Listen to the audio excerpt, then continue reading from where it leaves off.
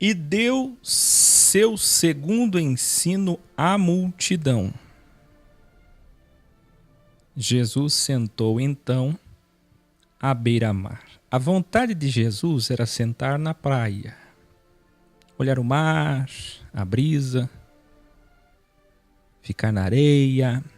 Mas, como sempre, uma grande multidão de pessoas chegou na praia e não deixou ele ficar sentado, meditando. Então ele teve que entrar num barco, se distanciando um pouquinho da areia, para iniciar dali a sua terceira doxia.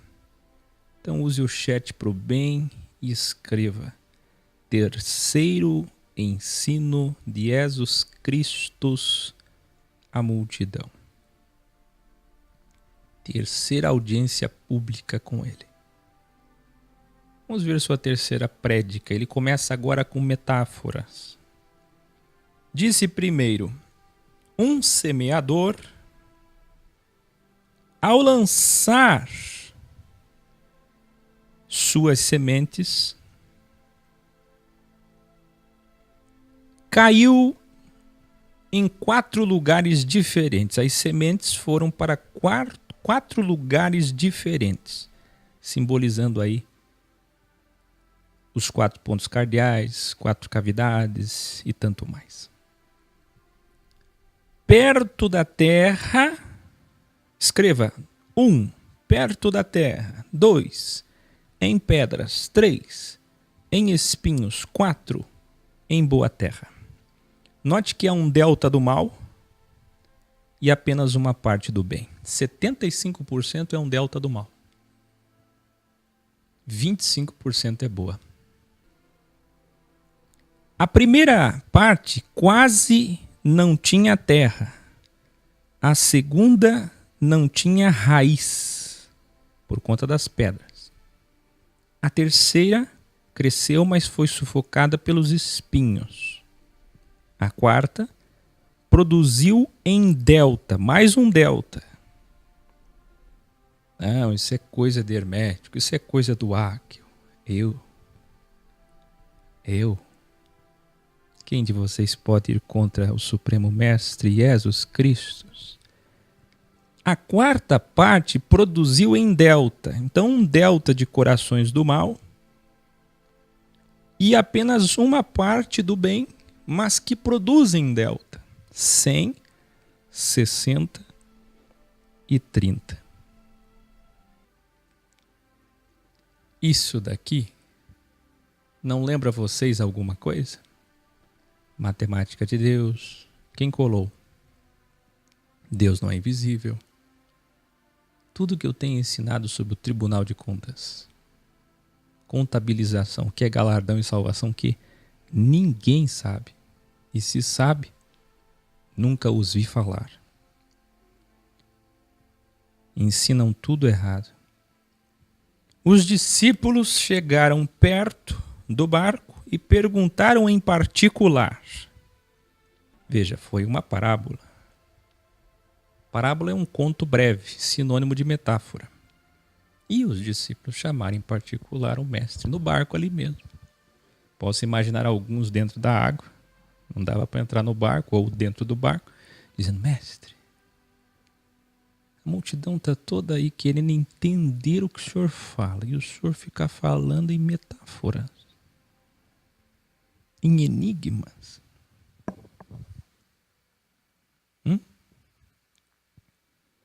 Ao que Yahshua responde: escreva aí, a vocês é dado sabedoria para entender os mistérios, enigmas dos céus cosmos, mas a eles ainda não. Original. Eles me olham, mas não enxergam. Eles me ouvem, mas não me entendem.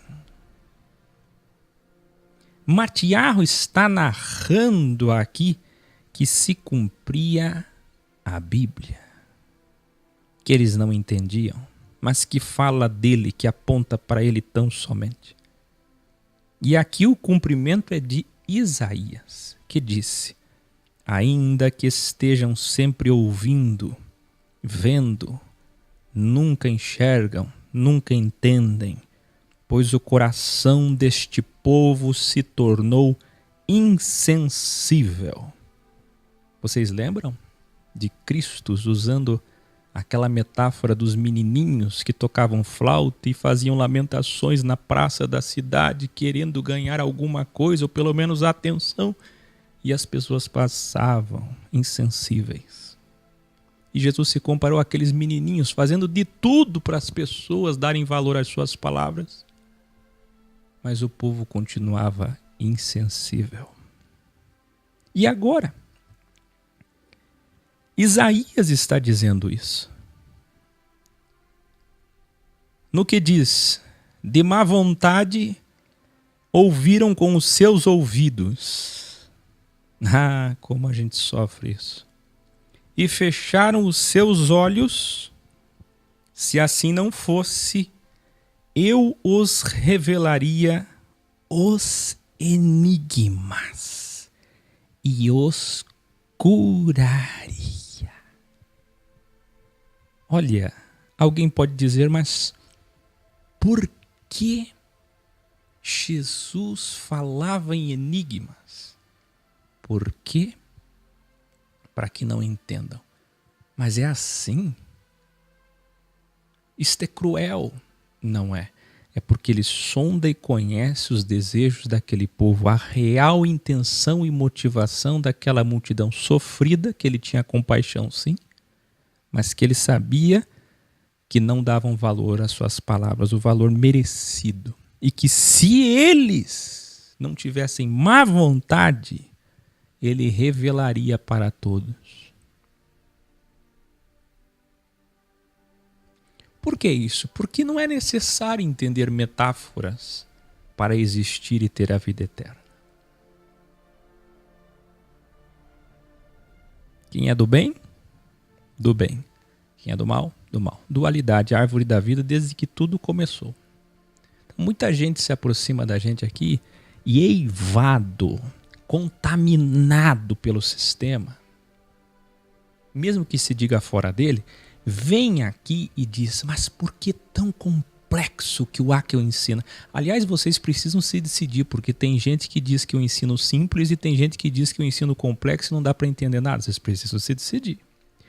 Aí o pessoal vem e diz assim, direto, vocês devem ter visto, talvez vocês sofram isso também. Eles vêm e dizem: mas por que complicar tanto? Eu tenho que colar todos esses graus. Eu tenho que saber tudo isso. Para quê? Vê, contaminaram essas pessoas. Ensinaram elas errado.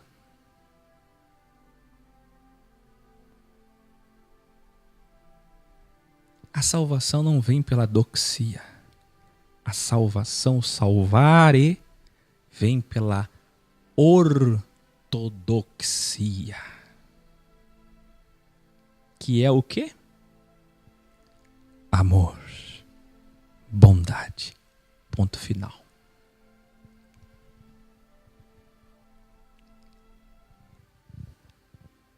Então, se eles tivessem boa vontade, ele não falaria em alegorias. Revelare.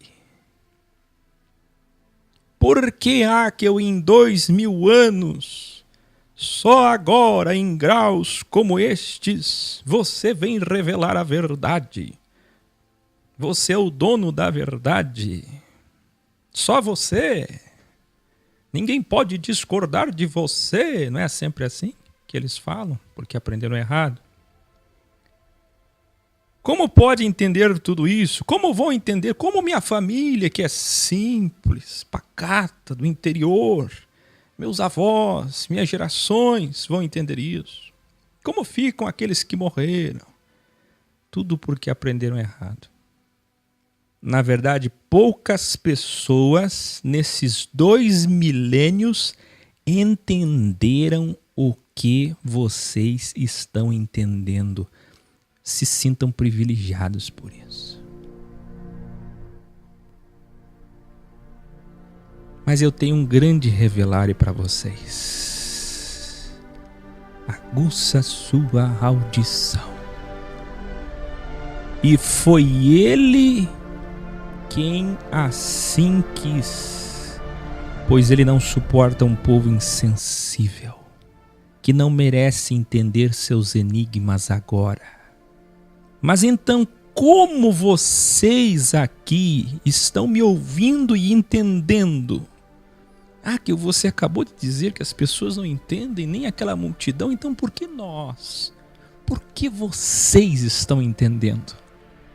Tá preparado aí? Talvez você não saiba o seu real valor. Eu vou lhe dizer sobre o seu real valor. Porque vocês não são como aquele povo, aquela multidão. Vocês estão além. Vocês excederam. E por alcançar o princípio do universo estabelecido por ele, que ele ensinou na sua primeira doutrina, você lembra? Quem procura, quem bate, quem vai atrás, quem quer descobrir, descobre, quem procura, encontrará. Vocês tão somente encontraram.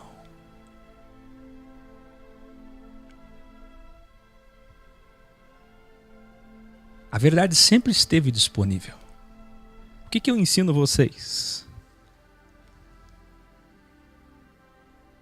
O livro é o mesmo. É ou não é? O pergaminho é o mesmo. Sempre esteve na mão das pessoas. A história é a mesma. A diferença está em procurar, amar de verdade as suas palavras. Selá, o pergaminho é o mesmo, mas o entendimento só é decifrado por quem realmente valoriza as suas palavras. Você diz, mas eu li e ouvi tantas vezes, tantos anos, eu fui criado. Quanto tempo eu ouvi e li sobre essas coisas e por que nunca entendi? Mas você não amava. Você não confiava. Você tinha outra motivação. Nunca foi sábio, porque nunca deu o devido valor a cada yod, palavra, letra. Vocês são felizes. Agora não é eu que estou dizendo. Agora parou o Áquel e Jesus vai falar. E ele vai dizer exatamente o que eu disse, de uma forma, é claro, mais brilhante. Escute o mestre. Vocês são felizes. Ele está falando para os discípulos que o indagaram no barco, lembra? Porque entendem. Vos revelo que muitos profetas e justos desejaram ver o que vocês estão vendo, mas nunca viram. Eu vou dizer de novo, é Jesus quem está falando. Em milhares e milhares de anos, muitos profetas e justos desejaram entender o que vocês entendem, mas não tiveram esse privilégio.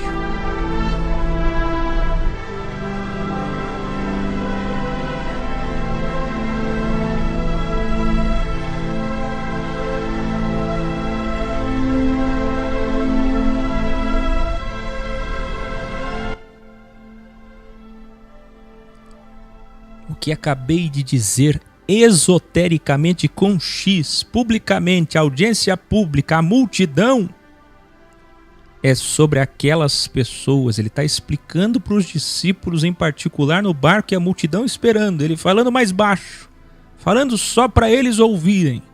É sobre aquelas pessoas que escolhem o mal. E a semente do bem nunca nascerá no seu coração. Seja porque só existe mal no coração da primeira parte, lembra? À beira do caminho. Ou porque ouvem e até se emocionam, mas quando vem o crivo... Você pensa que eu que criei o crivo, é? Eu não falo nada de mim.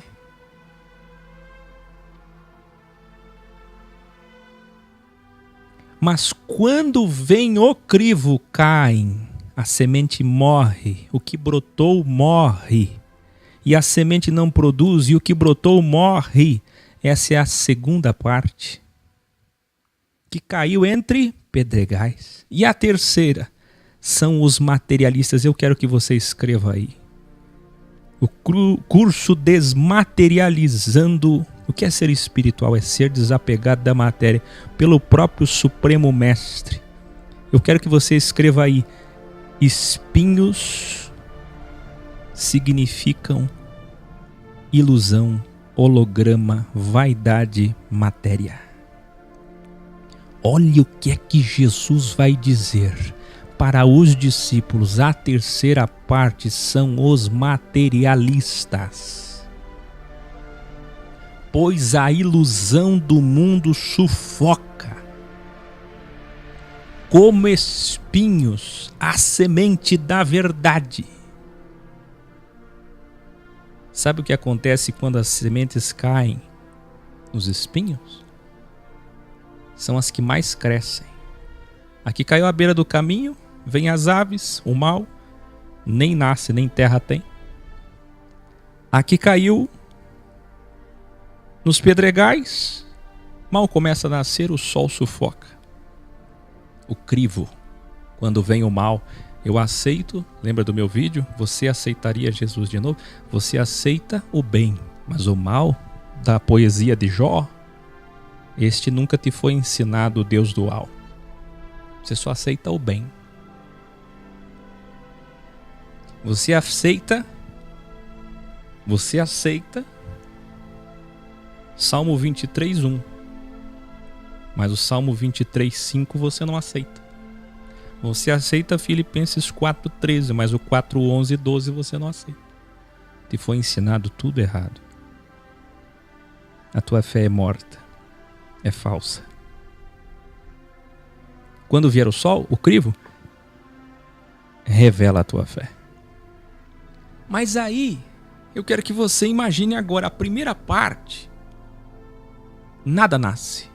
A segunda parte, nos pedregais, nasce alguma coisa, algum brotinho. Na terceira parte dos espinhos já nasce alguma coisa maior do que um broto. Mas quando começa a nascer a plantinha, os espinhos sufocam. E não deixam progredir, evoluir a verdade, crescer a verdade dentro da pessoa. E quem são os espinhos que sufocam? Aquela pessoa que é carnal, isto é, materialista, apegada às coisas da ilusão do crivo do mundo à sua volta. E a quarta parte é o que de fato ama, o que ouve e se torna uma pessoa melhor, produzindo em delta 100, 60, 30, matemática de Deus. Não fui eu quem criou isso. É Ele, nosso mestre, quem criou a matemática, que diz aí na sua escritura, na sua Bíblia, e você nunca entende. Galardão, pagamento, perdão, pagar a dívida. Pecado, que você fica pecado. Qual é a conotação de pecado? E sempre aprendeu um significado etimológico místico falso. Pecado é dívida. Escreva aí. Pecado é dívida. Perdão é pagamento da dívida. E salvação e galardão é o saldo positivo ou negativo. E salvação é o tribunal de contas. Vamos de novo? Pecado é dívida. Perdão, perdonare, pagamento da dívida. Assim como graça é a chance de pagamento. Depois, galardão é a remuneração, a recompensa de saldo positivo ou negativo. E depois, salvação é o resultado final da existência ou inexistência, vida eterna ou morte eterna, salvação, condenação, que é o que? Tribunal de contas. É o dia do fogo. Dá para entender? Mas o que é que eles ensinam por aí? Tudo errado. Jesus se vira à multidão agora e continua ensinando em alegorias.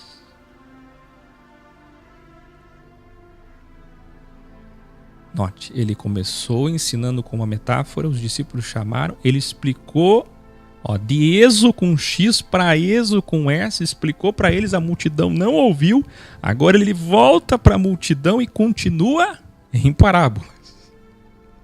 Mas ele vai explicar alguma coisa. Eu posso ensinar isso de outra forma ainda, disse ele. É sobre um homem que semeou no campo, mas quando veio a noite, o inimigo semeou ervas daninhas. E quando o trigo brotou, as ervas daninhas também apareceram juntas. Os funcionários, preocupados, quiseram saber como nasceram aquelas ervas daninhas. E se já poderiam arrancar. Escreva ou diga arrancar. Você lembra alguma coisa quando diz arrancar? Alguma doutrina jesuíta que foi endossada pelos adventistas e que foi criada recentemente há 100 anos? Alguma coisa como arrebatar?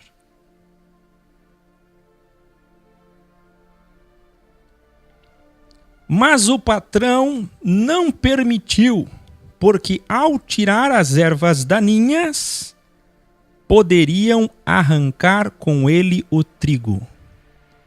O patrão permitiu? Respondam para mim, eruditos e eruditas, o patrão permitiu arrebatar? Revelare, revelare, revelare. Música.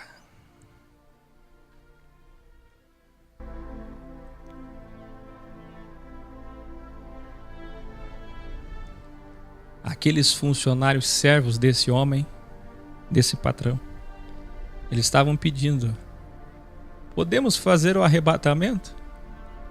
O que é que o patrão responde? Não.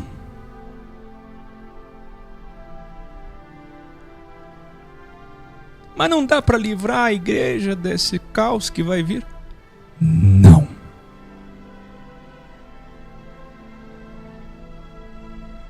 Está entendendo agora? Então pediu aos servos que deixassem crescer até o tempo da colheita. Quando chegar o tempo, então os servos iriam juntar as ervas daninhas, amarrar em feixes e queimar no fogo.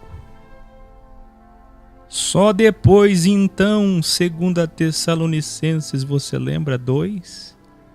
Só depois de se manifestar isso, é que se junta o trigo e guarda no celeiro, o septo céu. Revelare. Só esta metáfora revela que não existe rapto, mas sim juízo, batismo com fogo, arrebatando sim na sua vinda o joio. Aí quando eu ensinei arrebatamento do joio, eu sou herege. Ai!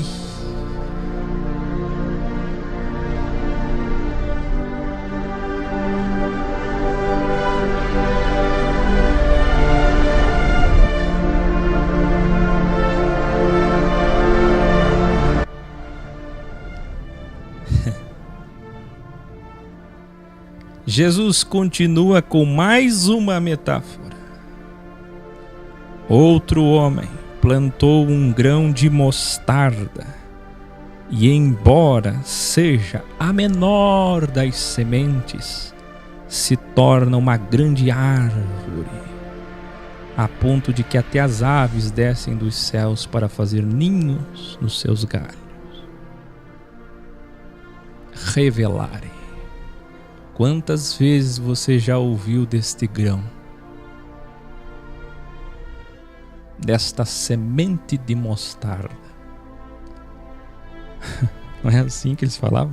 Como um grão de mostarda? Quantas vezes você ouviu isso pela teologia? Fé, milagres, sinais, mostarda, grão. Tenha fé como o tamanho de um grão de mostarda, a menor das sementes. Quantas vezes você já ouviu isso?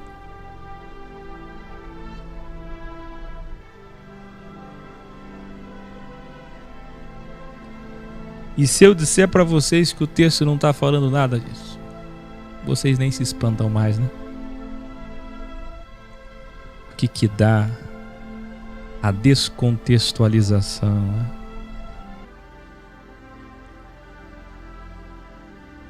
Jesus está falando de reino. Adivinha?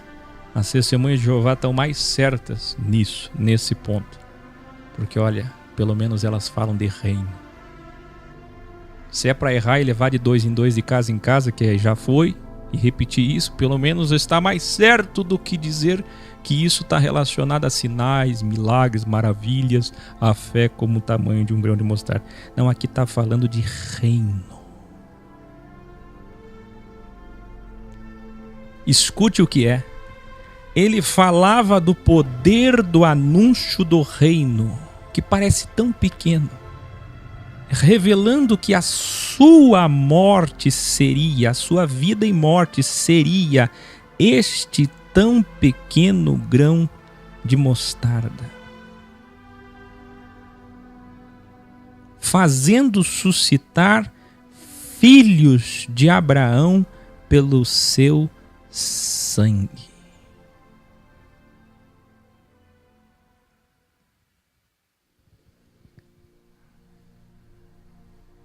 Alguém passa a reologramação pro Edu.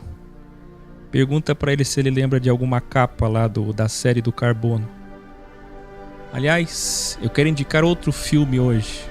Você quer conhecer a história hipócrita? Já está no nosso aplicativo. A imoralidade, a podridão do sistema. Filme de 2008. A Outra. Não sei se já assistiram. Que conta a história da igreja anglicana. É só podridão. Ele faz suscitar filhos de Abraão pelo seu sangue. Sabe de quem está falando o grão de mostarda? Ou como o grão de mostarda tanto faz? Sabe de quem está falando? Dele mesmo e do reino, da sua vida. Ele plantou uma semente com sua vida e seu sangue, nasceu uma árvore da vida. Nós somos parte dessa árvore. Nosso Supremo Mestre continua. Ou posso comparar ao pequeno pequeno fermento que uma mulher mistura um pouquinho de fermento numa grande quantidade de farinha e toda a massa fica fermentada. Assim se cumpria a Bíblia, narra Matiarro. Abrirei minha boca em parábolas. Proclamarei coisas ocultas desde a criação do mundo.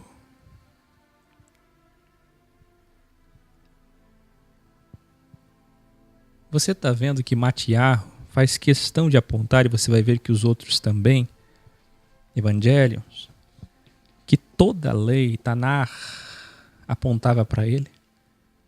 Enquanto tudo aquilo das sombras apontava para ele e se cumpria nele, as pessoas estavam usando aquilo para condenar as outras. Hereges, vocês não sabem nada. A minha doxia que é a verdadeira.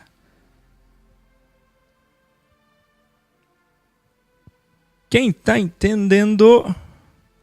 Deixa eu comparar de novo o anticristo. O anticristo vai ter que cumprir aquele que para uns é o anticristo e para outros é o Mashiach.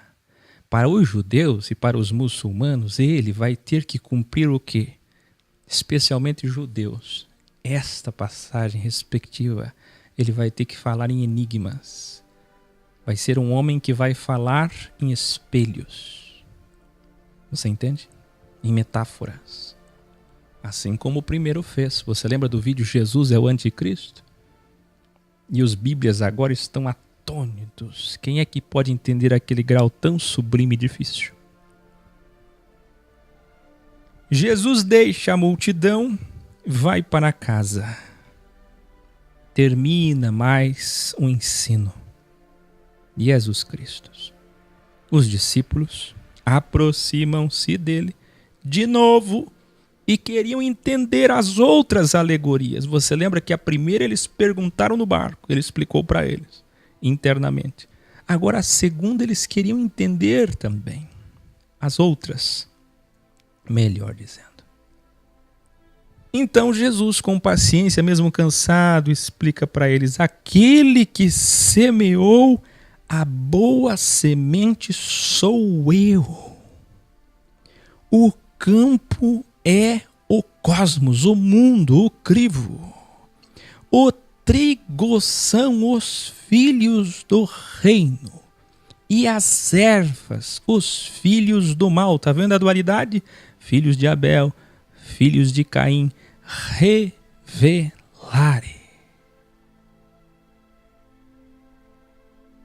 Jesus está dizendo que o inimigo planta de noite. Quem está preparado aí para revelar? Agora sim a participação. Quero ver mãozinhas levantadas. Dualidade é coisa do mal. Quem é que será que ensinou dualidade? O maior... Você sabe, se você chegar para um esotérico que estuda essas coisas lá de Tiro e Sidom, você entende? E perguntar qual é o maior manual, o maior compêndio esotérico que existe.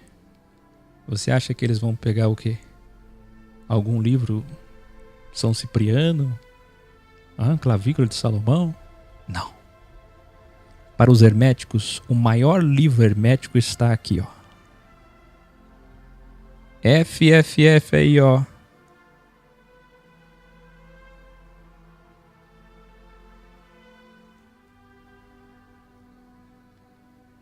Tá preparado? Olha o que Jesus vai dizer.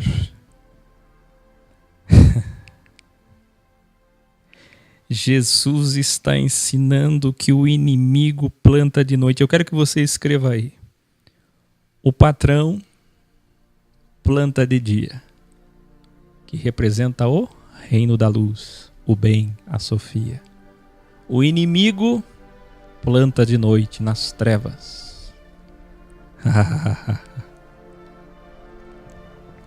Enquanto Jesus, que é o semeador, o patrão, dorme. O guarda de Israel não dormita, lá vem o Bíblia, né? Dorme no sentido de que permite. Dorme é permissão. Por que o patrão dorme?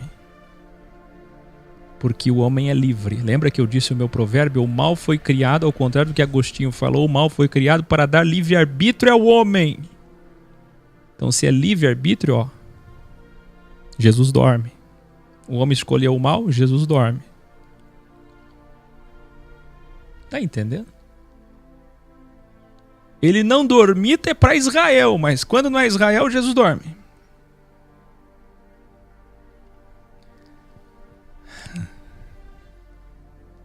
Escute o que eu vou dizer. Quando diz que ele dorme, é porque ele permite a serpente entrar no jardim, você entende?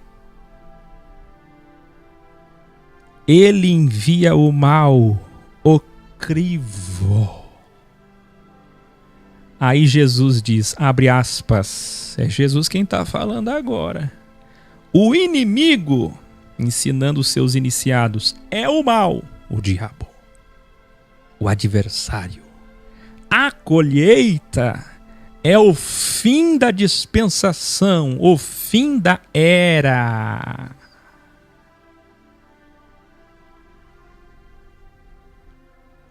E os anjos farão a colheita.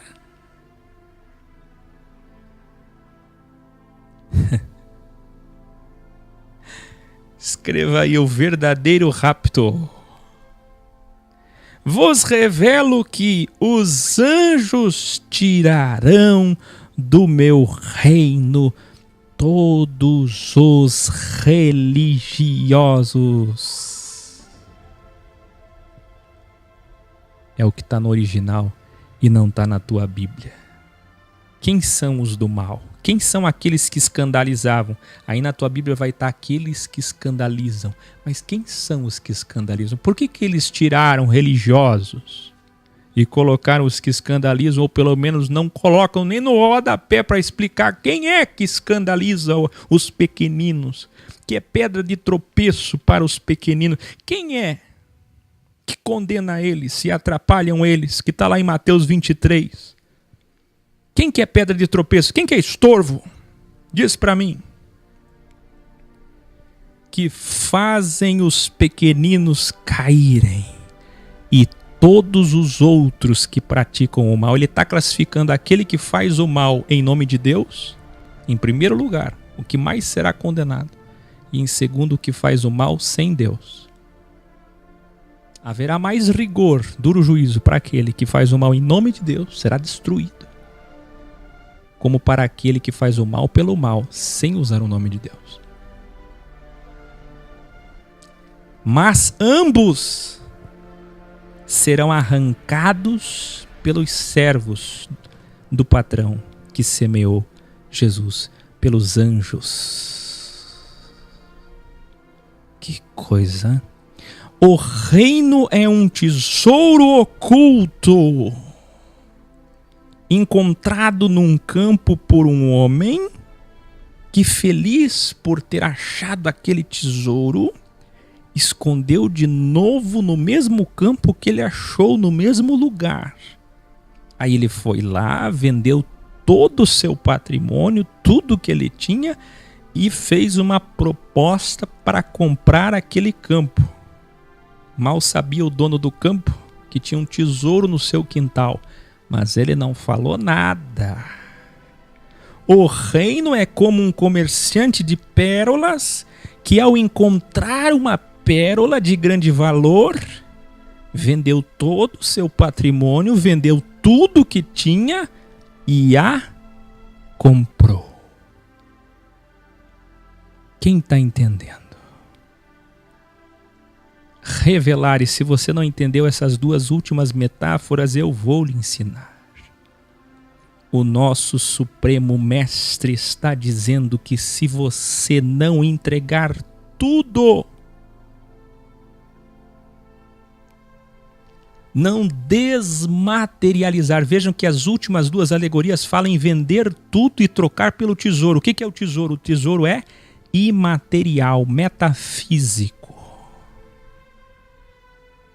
Se você não desmaterializar e amar a verdade do nosso futuro no reino, você não será digno. Revelar e revelar e revelar. E segura aí. Para Deus, não adianta você dizer que o ama, que o adora, num templo, num culto, numa missa, num quarto, em qualquer lugar, que o obedece, que se santifica. Se as tuas ações e obras dizem o contrário, sabe o que ele está dizendo aqui? O que nós estamos vendo hoje. Sinagogas e sinagogas, igrejas e igrejas, templos e templos, adorando a Deus, olhando para cima e desprezando o seu irmão no horizontal. Quando Deus não está no vertical, Deus está no horizontal. Templos, igrejas e sinagogas de pessoas olhando para cima, mas saem dali, querem crescer, prosperar, evoluir materialmente, são materialistas. Eles amam mesmo é aqui, a ilusão daqui, a matéria daqui, a carreira deles, a reputação deles, o status deles. Eles jamais colocariam a verdade acima do que eles têm, do que eles adquiriram. E Jesus está dizendo: se tudo que você tem, todas as suas propriedades, patrimônio, não estiver abaixo do tesouro maior do reino, você não é digno de mim.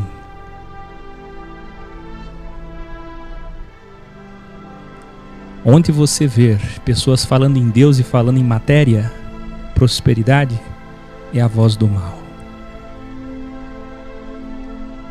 É a voz do diabo. Este sim é o diabo, a matéria.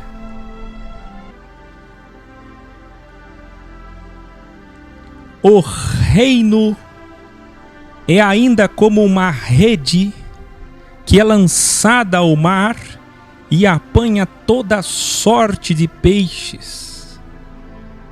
Os pescadores puxam para a praia.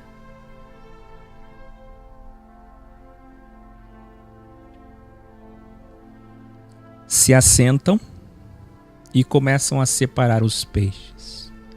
Os bons, eles colocam em cestos. Os ruins, eles jogam fora. Eu já participei dessa separação maravilhosa, angelical. Essa dualidade da psicultura. Ah, como é bom. Peixe bom aqui. Peixe mau a gente jogava no mar de novo. Joga fora. Vocês estão entendendo?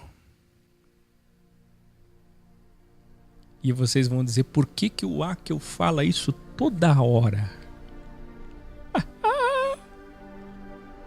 Acontece que se vocês estão entendendo o que eu falei agora, não foi o Akel. Foi Jesus. Está na Bíblia. Matiarro disse que Jesus olha para os discípulos depois de falar tantas alegorias e pergunta para eles preocupado: vocês estão entendendo? Eu fiquei tão feliz quando encontrei isso. Ai, como é bom ser como ele. A pergunta de todo bom professor, preocupado com seus iniciados: sim, responderam eles.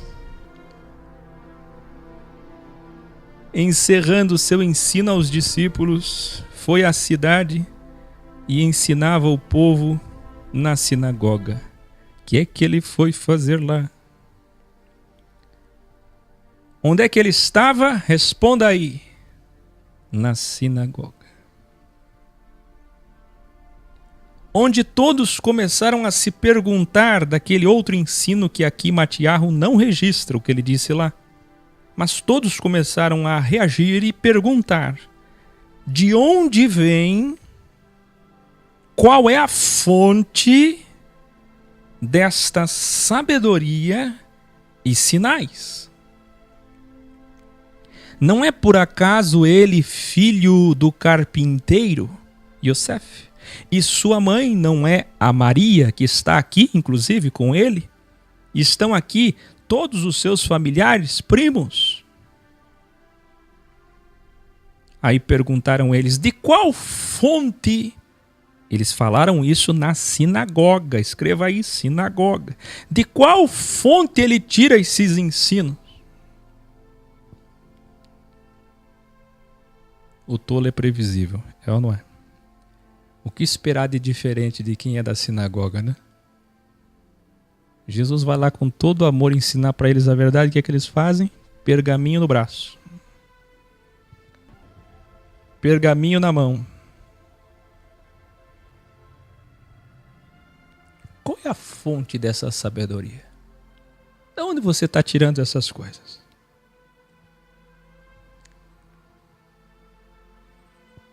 Isso é tão previsível. Ao que Jesus respondeu, escreva aí, abre aspas, a intimidade tira a honra de um mestre. Vou dizer de novo, a intimidade tira a honra de um mestre, que você conhece na tua Bíblia de forma diferente. Você conhece como um texto do Tanar, traduzido desta forma: um profeta não tem honra em sua casa. O correto é: a intimidade tira a honra de um mestre. Alguém gostaria de ver o Papa urinando? Por que você nunca vai ver? Aí tem gente que sempre quer se aproximar do responsável, do mestre. Quer ter muita intimidade. Não dá. Esse pessoal da sinagoga conhecia Maria, conhecia José, conhecia a carpintaria, conhecia seus primos, suas tias. E o viu crescer. Era adolescente até ontem. Agora tem 29 anos. Quem ele pensa que é? De onde vem essa sabedoria aí? Mesmo com tudo que Jesus falava e fazia, eles ainda estavam cegos. É impressionante.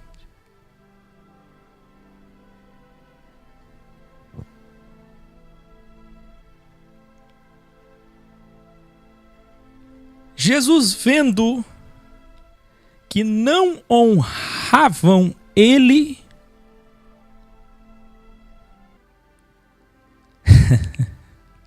embora reconhecessem sua sabedoria, e como eu sei disso?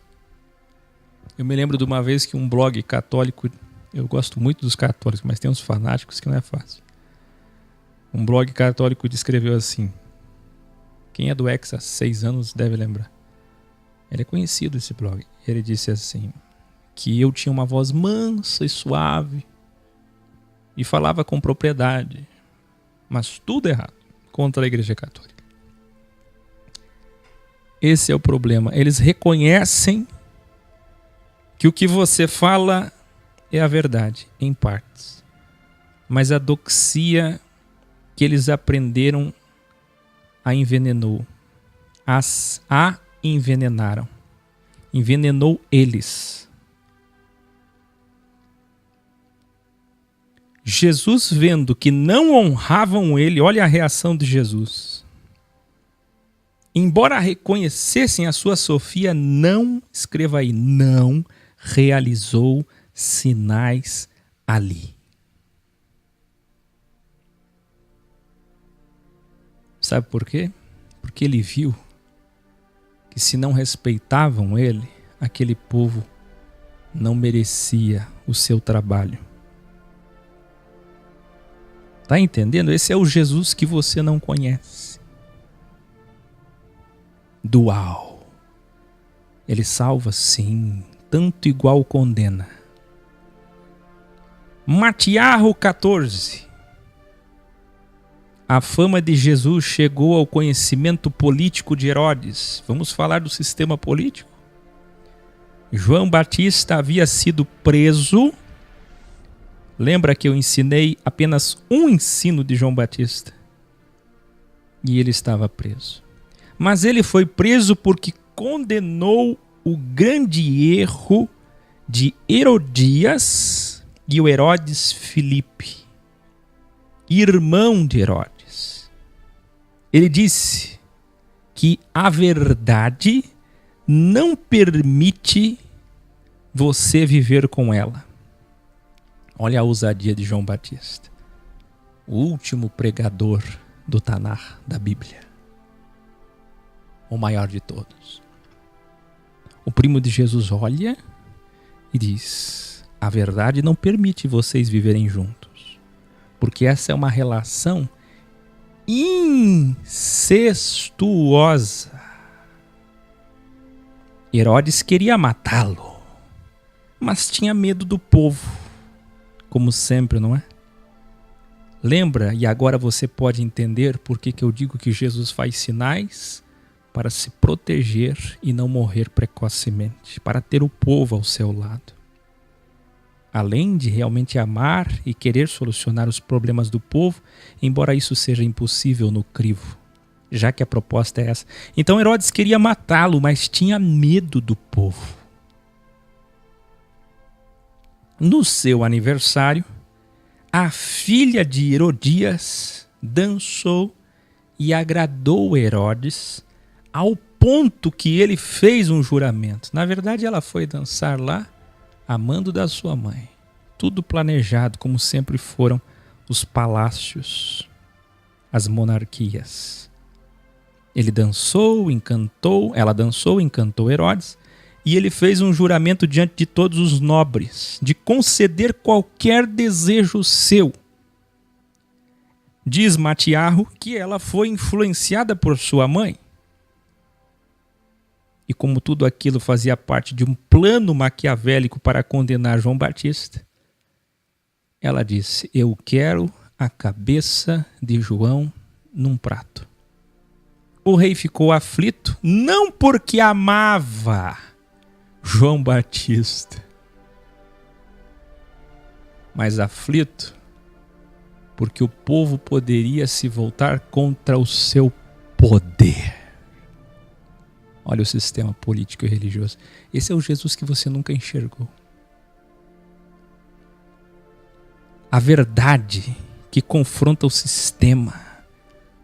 Olha só, João Batista diz a verdade. Veja que o João Batista falou com elegância. João Batista apenas disse: a verdade não permite vocês viverem juntos. Isso é um incesto. E ele, com medo do povo, aflito, mas tinha que honrar o juramento de um rei, de um governante. E ordenou então diante de todos os nobres a decapitação imediata de João, que estava preso.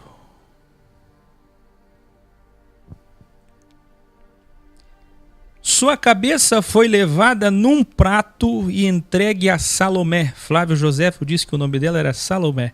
E Salomé levou a sua mãe Herodias, que era a mentora de todo esse plano do assassinato de João Batista. Iluminare. Eu quero que você tenha visão agora. Eu quero que você enxergue isso. Evolua. Esse é o preço da verdade. Olhe à sua volta. Quantos dizem falar a verdade? Os lábios, os dedos, as escritas são todas iguais ou parecem ser. Mas são amados dos governantes. Escreva isso. São amados dos governantes, protegidos pela lei, apoiados pelas massas. Abra seus olhos. Esta é a verdade, como tenho vaticinado do anticristo.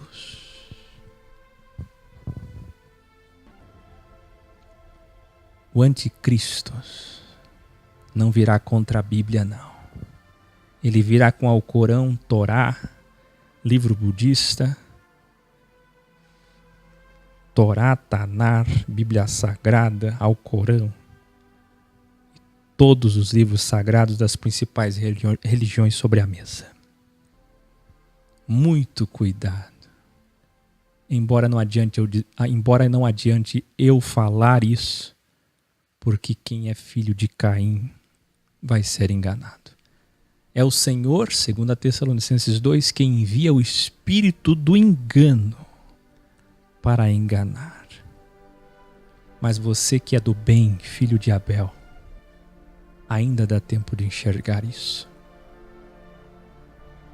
Se a tua religião, doxia, se o teu grupo, agremiação, eclésia, se a tua fé, tua religião, onde for, tua interpretação da verdade, sua doxia relativa, tem apoio da mídia.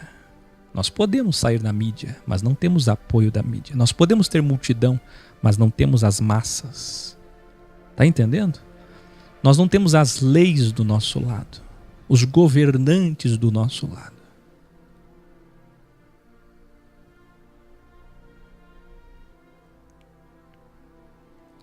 Os discípulos de João levaram o seu corpo. Que coisa triste, né?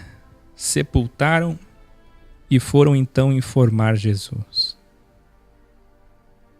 Jesus, ao saber, saiu do barco sozinho e foi para um lugar deserto. Eu queria muito que você prestasse atenção. Jesus vai para um lugar deserto. Por quê? É o luto, a tristeza de perder um grande homem e da sua família. A multidão ficou sabendo e nem respeita o luto dele. A multidão só quer saber dos seus problemas.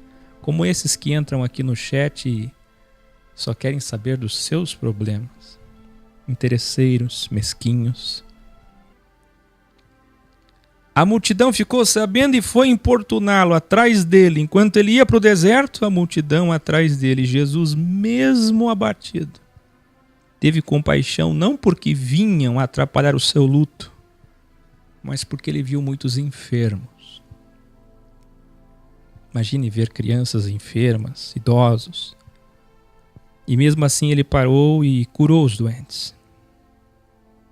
Ao entardecer, seus discípulos o alertaram que aquele lugar deserto não teria mercado, não teria restaurante, não teria como a multidão comprar comida. E era uma multidão de mais de 5.000 vidas. Está preparado aí? Jesus olhou e, com misericórdia daquele povo no sol, disse: não precisam voltar à cidade para comprar comida. Nós vamos alimentar eles. Mas os talmidim, sabe o que é discípulos? É iniciados. É o mesmo que aprendizes. Mas aquela pessoa que é Bíblia, legalista, se você falar discípulo, como ela procura aqui dentro e encontra, ela se sente bem. Pode continuar falando, eu estou aprovando. Aleluia.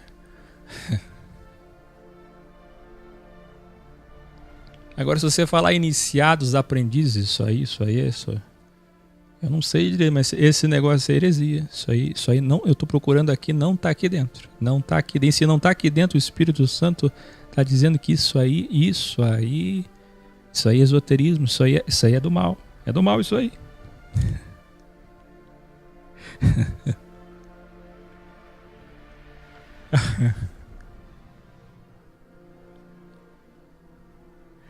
Ai! Os aprendizes iniciados só tinham 5 pães e 2 peixes.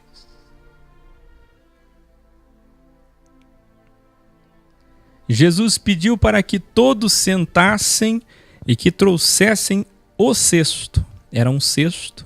No original está assim, na tua Bíblia não. Um cesto com 5 pães e 2 peixes.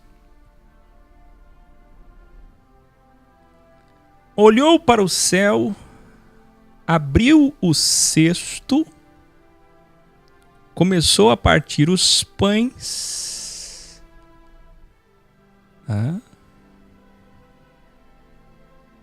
E distribuir dele para os discípulos. Colocava a mão no cesto.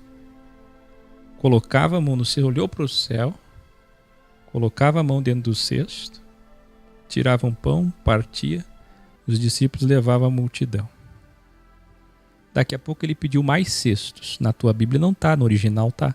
Mais cestos. Como é que você acha que eles iam alimentar numa tarde 5.000 pessoas, só homens, fora mulheres e crianças? Por favor, né?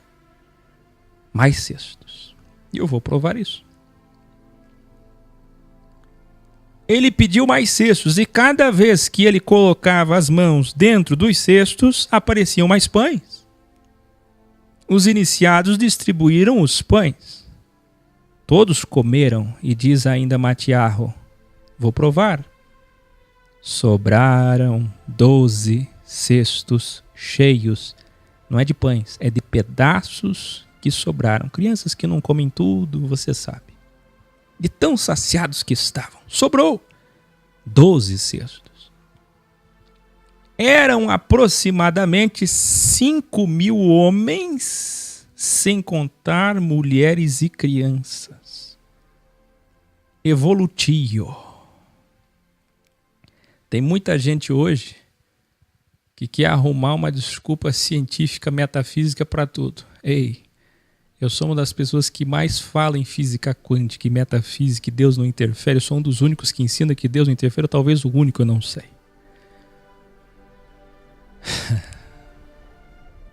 Mas aqui no caso, Deus está em carne. Yahshua. Por favor, o homem que dá a vida para uma menina morta. O homem que limpa a pele de um leproso. Escute aqui.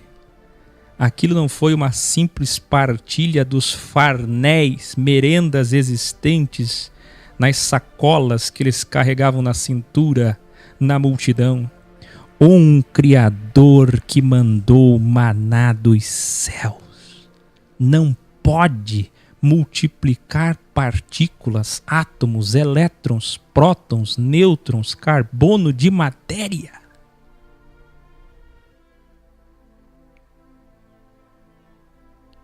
Jesus se despede da multidão e pede para ficar sozinho. Eu não sei se você percebeu, mas até agora ele está tentando achar um tempo no seu dia para pensar, meditar, ter força de vencer o luto de ter perdido João Batista. E ninguém deixa ele descansar. Então Jesus se despede da multidão e pede para os discípulos, eu preciso ficar sozinho. Eles atravessam ele pelo mar até uma montanha que ele escolheu para ficar sozinho, o luto, meditar. Você lembra? Significado de deserto e monte? Ele estava muito triste pela perda de João. O vento e as ondas levaram o barco dos discípulos para longe do monte, enquanto os discípulos esperavam Jesus voltar. Jesus subiu e não disse que horas voltava, que momento voltava, quanto tempo voltava. E aí começou uma grande tempestade de vento que foi distanciando o barco deles. E eles não conseguiam voltar para, se caso o mestre aparecesse nas pedras, na areia, pudessem buscá-lo. Eles não conseguiam enxergar nada, mas dificuldade. E o que acontece? Escute isso. Bem de madrugada, Jesus veio andando pelas ondas. Aqui um detalhe. Enquanto eu disse que a multiplicação de pães foi física quântica, sim, mas pelo poder dele, acessando linhas imaginárias que nós não conhecemos, porque se conhecêssemos nós faríamos para nós, mas coisas normais da matéria, holograma, para ele absolutamente previsível, pueril. Mas agora não. Agora você aprendeu que Jesus andou sobre as águas, não é assim? Nós vimos que ele acalmou as águas ontem, mas ele acalmou no ensino esotérico para os seus discípulos, para que eles tivessem confiança nele, senão como é que ele ia enviar eles? Então em Mateus 9 você viu ele fazer esse sinal para acreditarem nele, para que em 10 eles fossem. Como ele vai enviar pessoas em nome dele que não confiam nele? Mas agora não. Agora ele anda sobre as águas. E você deve lembrar de filmes e pregações e pessoas dizendo misticamente que ele andou sobre as águas. No original não está assim. No original está que ele saiu e foi enfrentando as águas, andando nas águas, na areia, enfrentando as águas, molhando a túnica. Acontece que estava um vento insuportável, uma tempestade, e o barco estava cada vez mais distante. Onde é que está aqui o sinal? O sinal está que ninguém em sã consciência entraria nas águas naquele momento. Mas ele estava dando uma lição aos seus discípulos. E olha o que ele diz. Olha o que diz Mateus 1. Bem de madrugada, Jesus veio andando pelas ondas. Ao verem, gritaram com medo. É um fantasma. Vê? Aí Jesus grita, coragem, sou eu, não tenham medo. Pedro reconheceu a voz e quis ir ao seu encontro para ajudá-lo a chegar no barco. É o mestre que está vindo de madrugada, essa ventania, eu preciso ir lá, dar a mão para ele. Eu sou pescador, experiente, nadador, conheço o mar. Por mais terrível que seja, se o mestre foi, eu também tenho que ir. Vamos salvá-lo, eu vou descer. Os outros ficaram com medo, mas Pedro foi corajoso. Pedro desceu também. Vou enfrentar o mar. E quis ir ao seu encontro. Devido à tempestade, Jesus disse, venha Pedro. Pedro, mesmo sendo experiente, quando desce, em nenhum momento aqui a escritura diz que Pedro estava flutuando e que as águas, o hidrogênio, virou um vidro e ele passou. Ele pode fazer isso, mas não foi o caso. Aqui não. Aqui foi muito mais terrível do que você pensa. É muito fácil você colocar o pezinho e andar em cima do vidro, do cristal, da água congelada. Não. Difícil. Quem aí já entrou no mar em dias perigosos? Quem já quase morreu afogado? Difícil é você enfrentar as águas por amor a Jesus que está vindo, querendo salvá-lo, o teu mestre, e mesmo sabendo que você pode morrer. Sabendo, conhecendo o poder do mar, o poder do vento, à noite. É uma grande lição. E Pedro desceu e se molhou. Eu já passei por isso, hein? Lá em Guaraqueçaba. De madrugada, no meio do mar, com a água por aqui. Foi terrível. Então veja, e eles estavam ali, ó. A distância é tão pequena que Mateus narra que quando ele desceu, ele já estava próximo de Jesus. Pedro, mesmo experiente, nadador experiente, viu a força do vento e começou a afundar. Não tem nada daquilo que você escuta por aí, olha, e Pedro estava andando sobre aquele cristal. O mar petrificou. E aí Pedro andando, e Jesus vê, e de repente ele começa a duvidar, e começa a afundar. Ele começa a afundar porque ele estava nadando. Mas quando ele viu que o mar estava realmente furioso, e que o vento não parava, ele duvidou, ele pensou, eu vou morrer. A verdade é que eu desci para salvá-lo, mas eu vou morrer. É essa a dúvida, não tem nada místico. Tá entendendo? Tanto é que eles estavam tão próximos que quando ele viu que ia afundar, que os seus braços estavam cansados, que ele não vencia a força do mar e do vento, vendo que Jesus já estava perto, tão perto a ponto que gritou para que o alcançasse, dizendo: me dê a sua mão. Estenda a sua mão. Jesus, me dá a sua mão e me salva, me socorre. Só que aí, quem compilou a Bíblia, os mesmos que deram a conotação mística de sagrada para vendê-la do Império de Constantino, são os mesmos que substituem socorra por salvar. E aí as pessoas têm conotações diversas, místicas. Está entendendo? Então, eles estavam tão próximos que mal Pedro desceu e nadou alguma coisa, que ele já pôde dizer: estenda a sua mão e me salva, me socorra, antes que eu morra afogado. Revelare.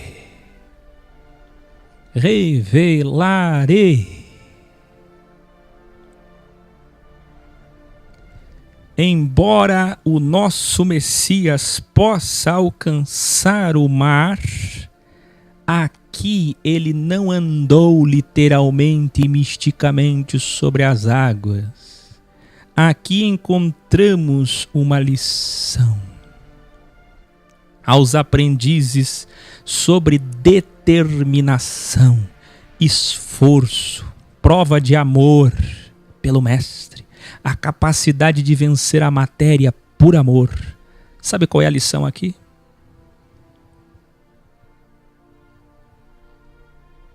Quantas vezes eu vi em rios, em mares, pessoas entrarem para socorrer um familiar que estava se afogando. Quantas vezes eu vi? Não por profissão, mas porque é a pessoa que ama. E às vezes nem familiar era. Alguém que desafia a morte. Essa é a lição disso aqui para os discípulos. Esse é o discipulado. O grau de evolução. Escreva aí, grau de evolução. Ele está evoluindo os discípulos. É um discipulado. Essa é a evolução. Ele está ensinando eles o seguinte: você só vence a matéria por amor. Alguém só vai querer dar a sua vida por outra através do amor. Essa é a verdadeira fé. Fé sem amor não existe. Eu só digo e posso falar isso com segurança e consciência limpa: confio em Deus, se de fato estou disposto a morrer por Ele. Quem lembra do meu vídeo Grau, se alguém puder colar aí a sexta e a dextra, que eu falei sobre amor. Quantos dizem eu amo, assim como falam Deus? A grande banalização dos hipócritas e fariseus de hoje. Amor, amor, Deus, Deus, Deus, Deus, Deus, Deus, verdade, verdade, todos eles dizem. Mas Deus não lê lábios, Deus lê desejos. E a grande lição é: você está disposto a dar a sua vida pelo Mestre? A enfrentar o mar que você sabe que é impossível, a enfrentar o vento que você sabe que é impossível? Então, antes de você dizer que ama alguém, alguma coisa, Deus, pense bem se você daria a vida por este algo, por este alguém, por Deus. Porque se não daria, não ama. E eu vou dizer mais: Jesus estava lá em luto. Eu quero que você escreva: Jesus estava em luto por João Batista no monte. Escreva isso. Sabe o que é que ele faz lá do monte? Ele olha para os céus. Eu não sei se ele assopra. Eu nem sei se ele precisou fazer algum gesto.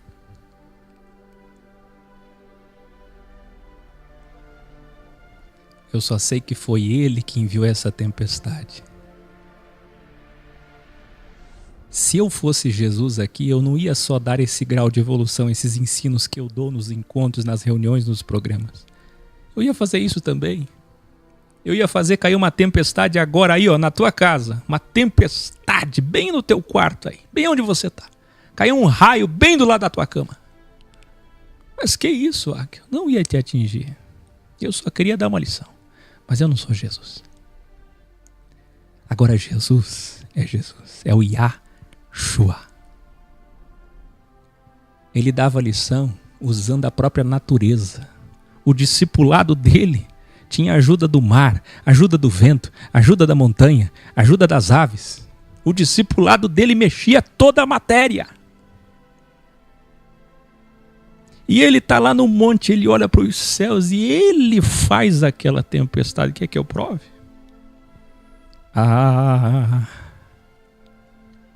Quem já assistiu o Grau Fé, Poder da Mente? Obrigado, Jairo. Obrigado, Fábio. Pedro, eu estou terminando. Você estava indo tão bem, mas duvidou que conseguiria vencer o mar e o vento, que conseguiria ter a capacidade e habilidade de nadar e chegar até mim, e quase afundou. Revelar, eu vou aumentar a música.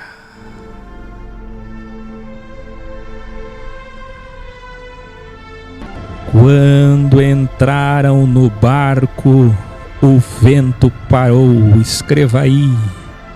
Quando entraram no barco, o vento parou. E os discípulos disseram: verdadeiramente tu és o Filisteu.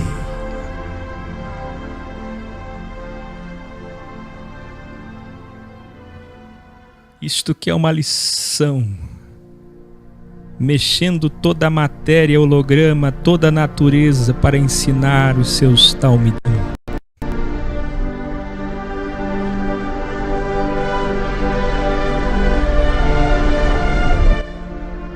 Gran finale.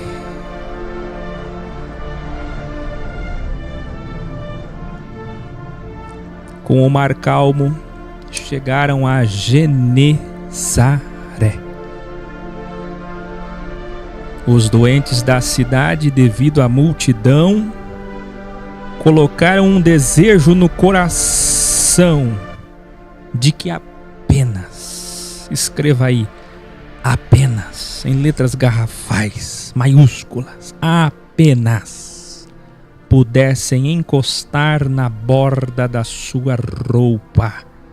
E quando fizessem isso apenas, ficariam curados. Revelare. Você viu até aqui o quanto que todas as igrejas de hoje pregam mentiras. O quanto se afastaram da verdade. Todos, indubitavelmente todos, desde que ele foi assunto aos céus, em 1970 anos, acreditam novamente em liturgias, rituais, amuletos, ofertas e sacrifícios. Para quê? A fim de alcançar milagres, indulgências, obediência a inumerosos dogmas da Bíblia, para obter o quê? A fim de obter santidade e salvação. Isso é contraproducente à verdade, pois nesses primeiros dias que nós estamos andando com ele, Yahshua, vimos que a fé que salva é, na verdade, aquela que exige o menor sacrifício. Ei, o reino é assim. Um tesouro vale mais que todas as suas propriedades. Uma pérola vale mais que tudo que você tem. Você não entendeu ainda? Uma sementinha, a menor de todas, vale mais que tudo e constrói uma grande árvore. Você não entendeu ainda? Aquilo que exige o menor sacrifício ela anula o esforço humano. Esta é a verdade, a verdadeira fé.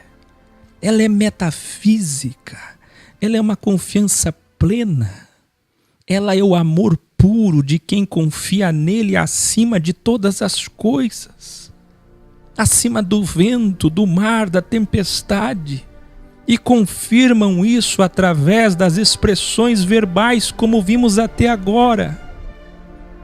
Você viu comigo homens que encantaram o Messias dizendo: se quiseres, podes, se apenas tocar, se apenas disser uma palavra, se apenas encostar. A própria Escritura revela que hoje não existe fé.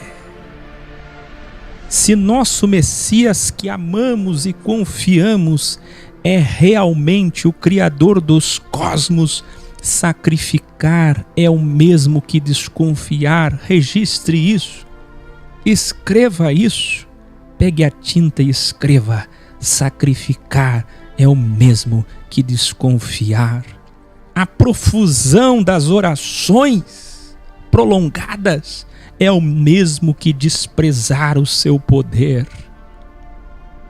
Quanto mais, menos. Sua onisciência é desprezada quando você diz orar muito. O sábio que o ama sobre toda a matéria tem como premissa o postulado de que a única coisa que precisamos realmente é reconhecer a suscitação da nossa existência, a mesma suscitação e única que tem poder de criar e exterminar, de plasmar e apagar, de existir e inexistir, de criar uma tormenta, um caos, um crivo, uma tempestade. E depois que o crivo acaba, o vento passa, o mar se acalma. Há 6 anos atrás, eu ganhava mais ou menos R$ 1.300 por mês. Dá uma olhada no meu contra-cheque aí. Hoje, eu consigo faturar mais de R$100 mil por mês, trabalhando em casa ou viajando pelo mundo, vendendo produtos de outras pessoas. Você quer aprender como que eu faço isso? Então clica no link na descrição desse vídeo que eu vou te ensinar.